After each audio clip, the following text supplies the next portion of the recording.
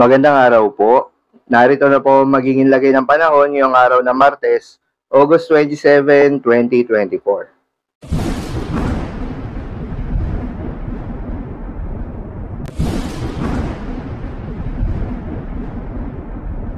Sa kasalukuyan na tayo sa pag-asa, patuloy pa rin ang pag-iral nitong southwest monsoon o hanging habagat sa may southern Luzon at Visayas.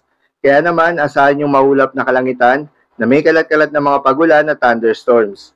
Habang sa nalalabing bahagi ng ating bansa ay asahan naman yung mga localized thunderstorms.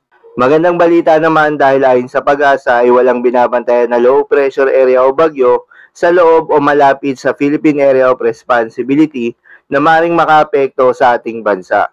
Para naman sa ating long range forecast at ipinapakita ng forecast model na ating ginagamit, wala pa rin namang namamataan na bagyo na tatawid sa ating kalupaan hanggang sa susunod na 3 araw.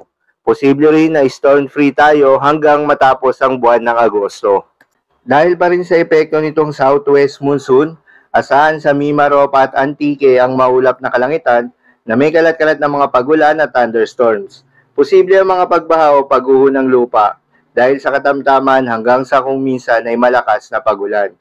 Habang sa Metro Manila, Bicol Region, Calabarzon at nalalabing bahagi ng Visayas ay asahan naman yung bahagyang maulap hanggang sa maulap na kalangitan na may kalat-kalat na mga pagulan o thunderstorms. Dulot pa rin yan ng southwest monsoon. Posible rin ang mga pagbaha o pagguho ng lupa during severe thunderstorms. At sa nalalabing bahagi naman ng ating bansa ay asahan rin yung bahagyang maulap hanggang sa maulap na kalangitan na may kalat-kalat na mga pagulan o thunderstorms. Dulot naman yan ng mga localized thunderstorms. Posible rin ang mga pagbaha o pagguho ng lupa during severe thunderstorms. Madalas nabobuo ang mga thunderstorms na ito tuwing hapon o gabi na nagtatagal ng 1 hanggang 2 oras. Kaya naman mag-ingat sa posibleng mga pagbaha o pagguho ng lupa during severe thunderstorms.